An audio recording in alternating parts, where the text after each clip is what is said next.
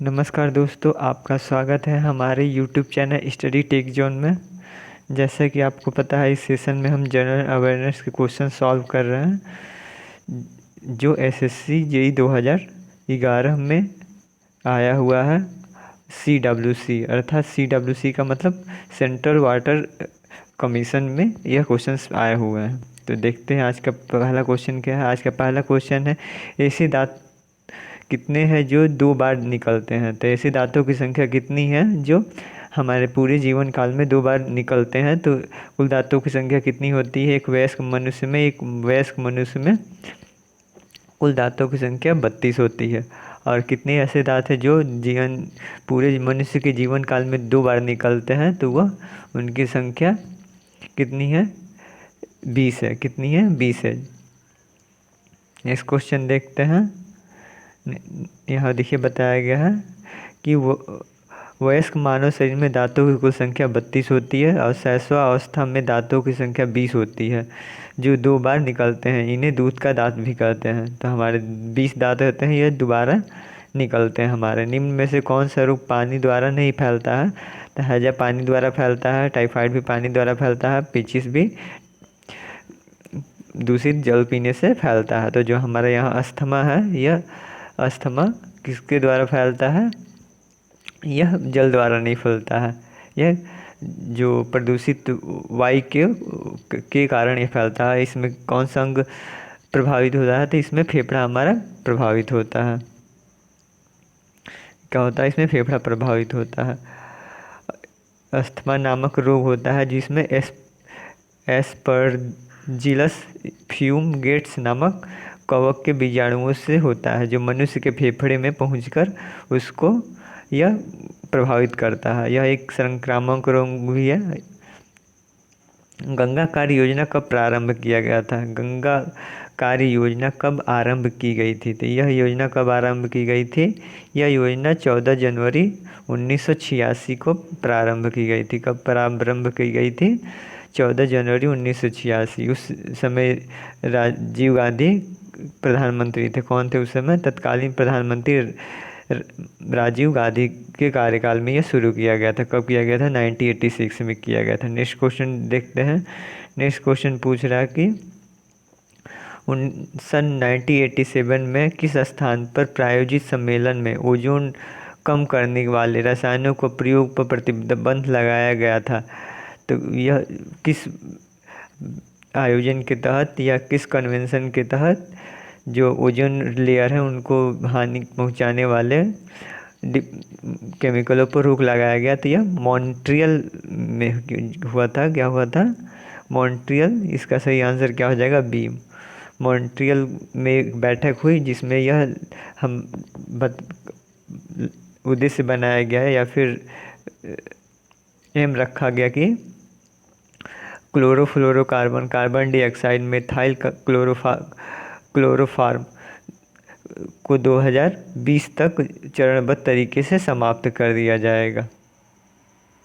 Next question देखते हैं। Next question क्या पूछ रहा है? नेक्स्ट क्वेश्चन पूछ रहा है, इको मार्क चिन्ह जिसे पर्यावरण को दुष्प्रभाव से बचाने वाले पदार्थों पर लगाया जाता है, किस प्रकार का होता है? अर्थात ये पूछ रहा है कि इको मार्क जो साइन होता है, इको मार्क का, उसका साइन किस प्रकार का होता है? तो वो उसका साइन कैसा होता है? स्वच्छ मेघ रहित आकाश होता है। क्या होता है? इको मार्क का साइन कैसा होता है? चिन्ह कैसा होता है? तो स्वच्छ मेघ रहित आकाश होता है। हमारा डी आंसर सही हो जाता है। नेक्स्ट क्वेश्चन देखते हैं। नेक्स्ट क्वेश्चन पूछ रहा है कि निम्न में से किसका प्रयोग गैर रासायनिक तरीके से पानी को शुद्ध करने में किया जाता है? तो गैर रासायनिक तरीके से जल को पराबैंगनी प्रकाश के द्वारा किया जाता है। इसमें क्या किया जाता है? पराबैंगनी प्रकाश का प्रयोग गैर रासायनिक तरीके से पानी को शुद्ध करने में किया जाता है।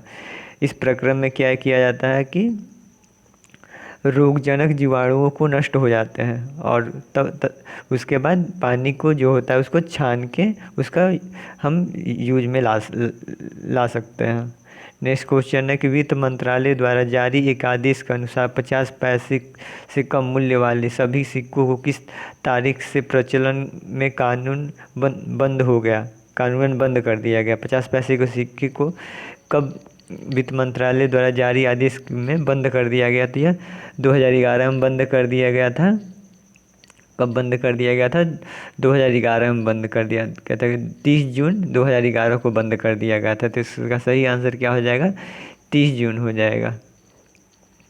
नेक्स्ट क्वेश्चन देखते हैं। नेक्स्ट क्वेश्चन क्या पूछ रहा है कि नेक्स्ट क्वेश्चन पूछ रहा है कि एक बर्ड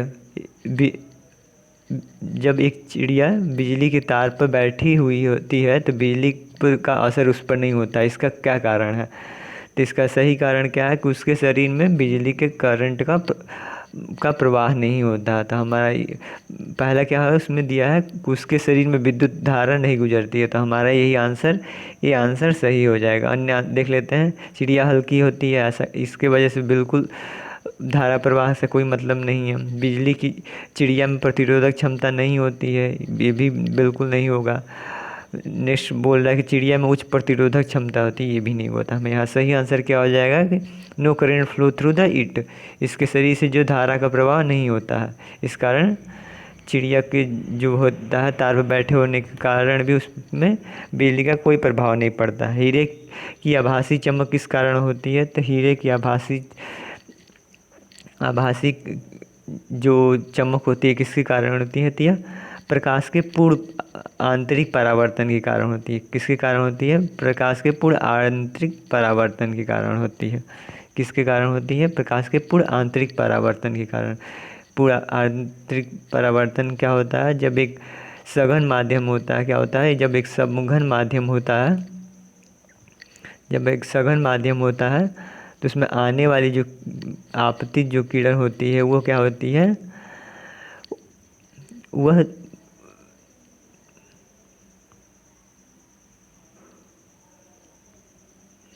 पूरा आंतरिक परावर्तन होता है। क्या होता है? किसके कारण होता है हीरे का चमकना? यह पूरा आंतरिक परावर्तन के कारण होता है। जो मिर्चिका होता है, रेगिस्तान के मिर्चिका, उसका भी प्रतीत होने का कारण क्या होता है? उसका भी प्रतीत होने का कारण पूरा आंतरिक परावर्तन होता है। टोटल इंटरनल रिफ्लेक्शन ही होता है। नेक्स्ट क्वेश्चन देखते हैं। नेक्स्ट क्वेश्चन क्या बोल रहा है? नेक्स्ट क्वेश्चन बोला कि निम्न में से कौन सा प्रस्तुति ग्राफीय सॉफ्टवेयर का एक घटक है? तो स्लाइड जो इसमें है कंप्यूटर प्रस्तुतिका ग्राफीय सॉफ्टवेयर का एक घटक है। तो हमारे यहाँ सी आंसर सही हो जाता है। नेक्स्ट क्वेश्चन देखते हैं। नेक्स्ट क्वेश्चन बोल रहा है कि व्यवसाय में सूचना प्रौद्योगिकी के इस्तेमाल का मुख्य उद्देश्य क्या है? तो इसका मुख्य उद्देश्य क्या है? तो इसका मुख्य उद्देश्य पहला दे रहा है कि नवीनतम प्रौद्योगिकी का प्रयोग करना, व्यवसाय के कार्यों का बढ़ाना, ये भी सही हो सकता है, ये भी सही हो सकता है। निर्णय लेने की जिम्मेदारी को कंप्यूटरित करना, यह ज़्यादा सही हो सकता है। लेन देन की गति में वृद्धि कर जाती है। यहाँ अगर सभी आंसर सही अगर दिया रहता था कि उपरोक्त सभी सही आंसर तो सही भी हो जाता, लेकिन यहाँ पर अगर यहाँ बोला कि मुख्य कारण क्या है, तो मुख्य कारण हमारा सी हो जाएगा, निर्णय लेने की जिम्मेदारी को कंप्यूटरीकृत करना देना। तो हमारा यहाँ सही आंसर क्या हो जाता है? यहाँ हमारा सही आंसर सी हो जाता है। नेक्स्ट क्वेश्चन देखते हैं। नेक्स्ट क्वेश्चन पूछ रहा है कि जेट इंजनों क्या है? जेट इंजनों में कौन सा विमान ईंधन का प्रयोग किया जाता है? तो जेट ईंधनों में कौन सा ईंधन का प्रयोग किया जाता है? तो परिशुद्ध मिट्टी का तेल प्रयोग किया है, रिफाइंड केरोसिन ऑयल का यूज किया जाता है। तो हमारा सही आंसर बी बनता है यहाँ पर। नेक्स्ट क्वेश्चन देखते हैं। नेक्स्ट क्वेश्चन बोल रहा है कि नाभिकीय संलयन प्रक्रिया में कौन सा अक्रिय गैस उत्पन्न होती है? तो नाभिकीय संलयन जो अभिक्रिया होती है उसमें न्यूक्लियर फ्यूजन जो होता है उसमें कौन सी अक्रिय गैस उत्पन्न होती है? तो इसमें अक्रिय गैस हीलियम उत्पन्न होती है। कौन सी गैस होती है? हीलियम उत्पन्न होती है। नेक्स्ट क्वेश्चन देखते हैं। नेक्स्ट क्वेश्चन देखते हैं। निम्न में से किस श्वसन अणु कहा जाता है? निम्न में से किसे श्वसन अणु कहा जाता है? तो श्वसन अणु किसे कहा जाता है? कि हीमोग्लोबिन को श्वसन अणु कहा जाता है। किसको कहा जाता है? हीमोग्लोबिन को। हीमोग्लोबिन के यहाँ हीमोग्लोबिन के कितने भाग? हीमोग्लोबिन के 2 भागों से मिलकर बना होता है। कितने भागों से? हीमोग्लोबिन के 2 भाग से मिलकर बना होता है। प्रथम भाग को क्या बोलते हैं? हिमेटिन बोलते हैं। क्या बोलते हैं? हिमेटिन बोलते हैं। और दूसरे भाग को क्या बोलते हैं? दूसरे भाग को ग्लोबिन बोलते हैं। क्या बोलते हैं? ग्लोबिन बोलते हैं। जो ग्लोबिन होता है यह 95% होता है और यह रंगहीन एक प्रोटीन होता है। नेक्स्ट क्वेश्चन देखते हैं। नेक्स्ट क्वेश्चन पूछ रहा है कि कारों के रेडिएटरों में एथिलीन ग्लाइकॉल का प्रयोग किस लिए किया जाता है? तो जब हम ठंडे प्रदेश में रहते हैं तो वहाँ पे क्या हो जाता है, बर्फ़ जमने लगता है। गाड़ियों में जो रेडिएटर में पानी डाले गए रहते हैं शीतलक के लिए, उसमें जमने लगते हैं। तो हम जब एथिलीन ग्लाइकोल का यूज करते हैं तो हम किस कार्य के लिए करते हैं? हम फ्रीजिंग पॉइंट को कम करने के लिए करते हैं। जो वो क्या करते हैं, किस लिए करते हैं? तो फ्रीजिंग पॉइंट को कम करने के लिए। अगर सपोज अगर वहाँ 0 डिग्री सेल्सियस पे जम जाता है तो 0 डिग्री सेल्सियस पे ना जम के वह 2 डिग्री सेल्सियस जमेगा, अर्थात उसकी जो हिमांक होता है, फ्रीजिंग पॉइंट होती है, उसको कम कर दी जाती है। सॉरी, -2 डिग्री पे जमेगा और कम का मतलब हो जाएगा। तो हमारे यहाँ सही आंसर क्या हो जाएगा? सी हो जाएगा सही आंसर। 0 डिग्री सेल्सियस पर अगर वाटर जमता था तो अगर 0 डिग्री सेल्सियस पर जमता था तो वह हम एथिल ग्लाइकॉल मिला देंगे तो वो क्या हो जाएगा? 0 से कम पर और जमेगा, अर्थात -2 पे जमेगा, -3 पे जमेगा। तो इस ऐसा करने के लिए हम इसमें एथिलीन ग्लाइकोल का यूज करते हैं। तो हमारा सही आंसर क्या हो जाएगा? हमारा सही आंसर यहाँ सी सही हो जाएगा। नेक्स्ट क्वेश्चन देखते हैं। नेक्स्ट क्वेश्चन पूछा है कि APJ अब्दुल कलाम ने एक जैन साधु के साथ मिलकर एक पुस्तक लिखी थी। APJ अब्दुल कलाम ने एक जैन साधु के साथ मिलकर एक पुस्तक लिखी थी। उस पुस्तक का क्या नाम था? तो उस पुस्तक का नाम था the family and the nation. क्या था? The family and the nation. क्या था पुस्तक का नाम? The family and the nation. और जो जैन जो साधु थे उनका क्या नाम था? तो जैन जो साधु थे उनका नाम महाप्रज्ञ था। उनका क्या नाम था? जैन APJ अब्दुल कलाम ने, डॉक्टर APJ अब्दुल कलाम जो हमारे राष्ट्र के पूर्व राष्ट्रपति रह चुके हैं, उन्होंने जैन साधु महाप्रज्ञ के साथ मिलकर एक पुस्तक लिखी। और उस पुस्तक का नाम क्या था? उस पुस्तक का नाम the family and the nation था। क्या था? The family and the nation.